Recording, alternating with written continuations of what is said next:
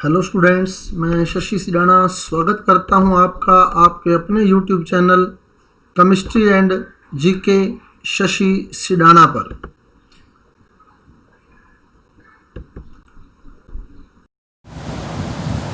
Hello students, तो रीट का अंतिम टॉपिक रसायन विज्ञान से हम लोग डिस्कस करने जा रहे हैं ऑक्सीजन गैस व नाइट्रोजन गैस। डाई ऑक्सीजन या ऑक्सीजन गैस, डाई ऑक्सीजन क्यों बोलते हैं? क्योंकि इसमें ऑक्सीजन के दो परमाणु जुड़े होते हैं, इसलिए इसे डाई ऑक्सीजन के नाम से जाना जाता है। तो सूत्र बनता है इसका O2 और मात्रा जो इसकी वायुमंडल के अंदर है ऑलमोस्ट 21% अमाउंट, 21% अमाउंट इसकी जो है वो वातावरण में उपलब्ध है, वायुमंडल के अंदर उपलब्ध है ऑक्सीजन की। और ऑक्सीजन जैसा कि हम जानते हैं हमारी श्वसन क्रिया में काम आने वाली बहुत ही महत्वपूर्ण गैस ऑक्सीजन श्वसन क्रिया में काम आने वाली बहुत ही महत्वपूर्ण गैस है ऑक्सीजन। इसके अलावा ऑक्सीजन का जो यूज है वो दहन में भी किया जाता है। श्वसन और दहन में बहुत ही इम्पोर्टेंट पॉइंट, श्वसन व दहन में प्रयुक्त है ऑक्सीजन गैस, क्योंकि एक्चुअल में श्वसन भी जो है वो एक प्रकार की दहन क्रिया ही है। इसमें भोजन का दहन होता है, श्वसन में भी भोजन का दहन होता है। जो हम भोजन लेते हैं, ग्लूकोज लिया जैसे अपने C6H12O6, तो इसका दहन हम ऑक्सीजन के द्वारा करते हैं, जिससे CO2 और जल की प्राप्ति होती है। तो श्वसन भी एक प्रकार की दहन क्रिया ही है। तो श्वसन व दहन में डाई ऑक्सीजन का यूज़ होता है। भोजन का ऑक्सीकरण जो है वो श्वसन कहलाता है या दहन कहलाता है। अब बात करें हम डाई ऑक्सीजन बनाने की विधियों की। डाई ऑक्सीजन बनाने की विधियाँ, इक्वेशन इतनी महत्वपूर्ण नहीं है अपने लिए जितनी मैं अब पॉइंट आपको क्लियर करूँगा, मेन बातें आपको इसकी बताऊँगा बनाने की विधियों में। तो अगर हम बनाने की विधियाँ देखें डाई ऑक्सीजन के, तो इसमें पहली विधि आती है नाइट्रेट लवणों से। नाइट्रेट लवणों से जैसे हम लेड नाइट्रेट PbNO3 की ट्वाइस को जब गर्म करते हैं तो ऑक्सीजन गैस बनती है।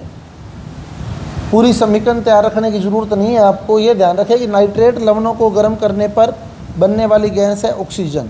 और बाकी अगर पूरी समीकरण आप लोग करना चाहते हैं तो मैं तो क्लियर कर देता हूँ। PbNO3 की ट्वाइस है यहाँ, PbNO3 की ट्वाइस, तो यहाँ से PbO बनेगा, यहाँ से एक NO2, यहाँ से भी एक NO2, दो NO2 निकलेंगे। और यहाँ जो एक O बच गया वो हाफ ऑक्सीजन के हाफ मोल के रूप में हमारे को प्राप्त हो जाएगा, क्योंकि यहाँ से एक O इसमें आ गया तो NO2 बचा वो इधर आ गया। यहाँ से भी एक NO2 हमने निकाल लिया, तो यहाँ जो एक O बचा वो ऑक्सीजन के हाफ मोल के रूप में हमारे को आगे प्राप्त हो गया है। तो लेड नाइट्रेट को गर्म करते हैं तो ऑक्सीजन गैस बनती है। तो ये ध्यान रखना, नाइट्रेट आ जाए, क्लोरेट आ जाए, मैग्नेट पर मैग्नेट आ जाए, जैसे पोटेशियम पर मैग्नेट है। नाइट्रेट, क्लोरेट और पर मैग्नेट लवणों को गर्म करने पर बनने वाली गैस है तो वो ऑक्सीजन ही है। पोटेशियम क्लोरेट का सूत्र होता है KClO3। जब इसको गर्म करते हैं तो KCl + O2 बनता है। बैलेंस करनी बाकी है, बैलेंस करना है तो 2KClO3, 2KCl3O2। पर मैग्नेट है KMnO4, इसको गर्म करते हैं तो भी ऑक्सीजन बनती है। पूरी समीकरण देखते हैं तो पर मैग्नेट को गर्म करते हैं तो मैग्नेट बनता है पोटेशियम मैग्नेट K2MnO4, K2MnO4। तो इसमें K कितने हैं? 2, यहाँ K कितना है? 1, तो 1 K हमें और लेना पड़ेगा, तो अब ये 2 K हो गए, तो ये बन गया यहाँ से K2MnO4, K2MnO4। अब बच्चा MnO4, ये टूट जाता है MnO2 + O2 में, तो ऑक्सीजन गैस प्राप्त होती है। अब इम्पोर्टेंट बात यह है कि नाइट्रेट को गर्म करने पर, क्लोरेट को गर्म करने पर और पर मैग्नेट को गर्म करने पर बनने वाली गैस है। तो नाइट्रेट को गर्म करें, चाहे क्लोरेट को गर्म करें, चाहे पर मैग्नेट को गर्म करें, तो वहाँ बनने वाली गैस है डाई ऑक्सीजन। और सबसे मेन भी बात जो आपके पास आती है, अगर ये क्वेश्चन आ जाए व्यापक स्तर पर डाई ऑक्सीजन का निर्माण किससे किया जाता है, तो जल के वैद्युत अपघटन से। ये मैंने आपको वैद्युत अपघटन में भी बताया था कि जल का जब हम वैद्युत अपघटन करते हैं तो हाइड्रोजन और ऑक्सीजन गैस बनती है। तो इस प्रकार जल के विद्युत अपघटन से हाइड्रोजन और ऑक्सीजन गैस बनती है। तो ऑक्सीजन गैस का व्यापक स्तर पर निर्माण, अगर क्वेश्चन आ जाता है ऑक्सीजन गैस का व्यापक स्तर पर निर्माण कैसे किया जाता है, तो जल के वैद्युत अपघटन से किया जाता है। और इसके अलावा एक और विधि है ऑक्सीजन बनाने की, परऑक्साइड से, H2O2 हाइड्रोजन परऑक्साइड।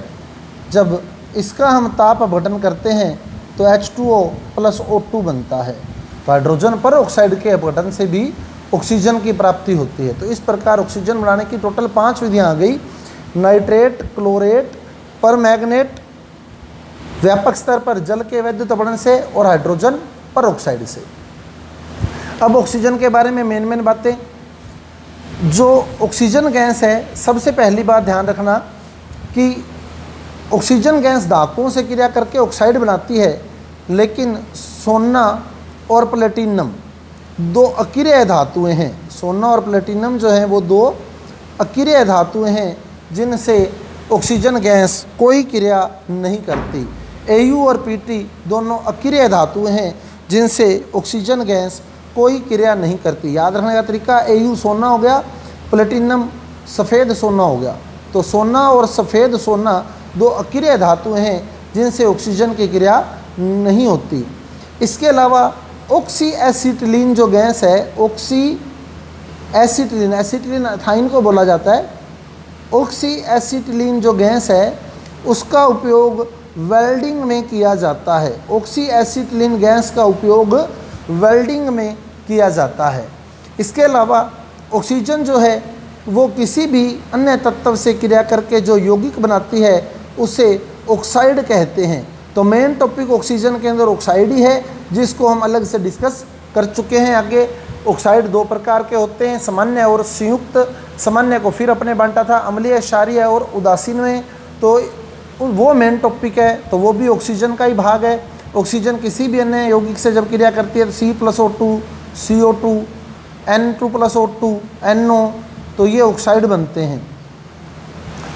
तो ऑक्साइड के बारे में हम पहले भी पढ़ चुके हैं। तो ये था हमारे पास ऑक्सीजन का टॉपिक। अब बात करते हैं हम डाई नाइट्रोजन की। डाई नाइट्रोजन,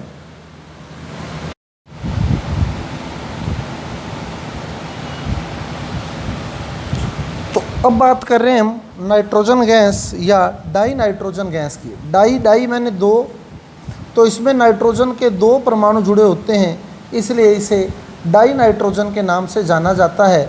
और इसकी सबसे बड़ी विशेषता जो है कि दोनों नाइट्रोजन परमाणुओं के बीच ट्रिपल बॉन्ड होता है, N ट्रिपल बॉन्ड N। तो दोनों नाइट्रोजन परमाणुओं के बीच त्रिबंध की उपस्थिति के कारण ये सामान्य ताप पर अक्रिय होती है।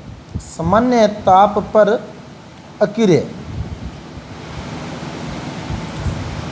क्योंकि 3 बंधों को तोड़ने के लिए हमें उच्च ताप की आवश्यकता होगी, हाई टेम्परेचर चाहिए। 3 बंधों को अगर तोड़ना है तो हमें उच्च ताप चाहिए, इसलिए सामान्य ताप पर इन बंधों का वियोजन नहीं होता। अतः ये सामान्य ताप पर लगभग अक्रिय होती है।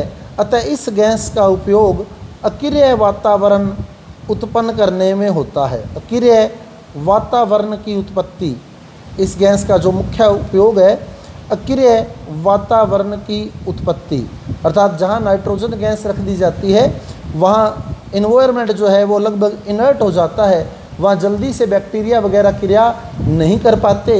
यही कारण है कि नाइट्रोजन गैस का उपयोग चिप्स की थैलियों में किया जाता है।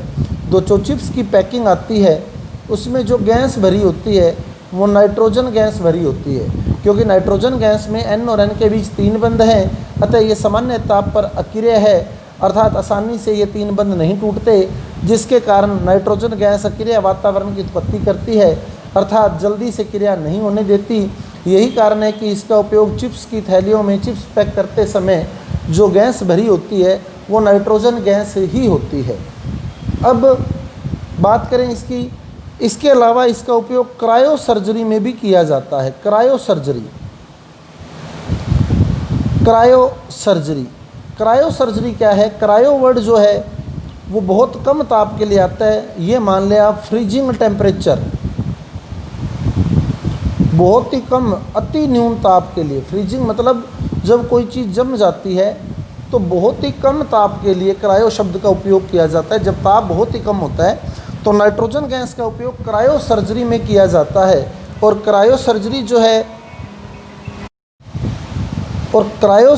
जो है वो कैंसर जैसे रोग के उपचार में महत्वपूर्ण है। कैंसर जैसे रोग के उपचार में महत्वपूर्ण है क्रायो सर्जरी। तो ये ध्यान रखना, क्रायो सर्जरी में कौन सी गैस का उपयोग किया जाता है? Die nitrogen. डाई नाइट्रोजन क्यों बोलते हैं? क्योंकि इसमें नाइट्रोजन के 2 परमाणु हैं। दोनों परमाणुओं के बीच बंध कौन सा है? Triple bond. ट्रिपल बॉन्ड को तोड़ना आसान नहीं है, इसलिए ये उच्च ताप पर टूटता है। अतः ये सामान्य ताप पर कोई क्रिया नहीं करती। यही कारण है कि यह अक्रिय गैस है, अतः इसे चिप्स की थैलियों में भरा जाता है।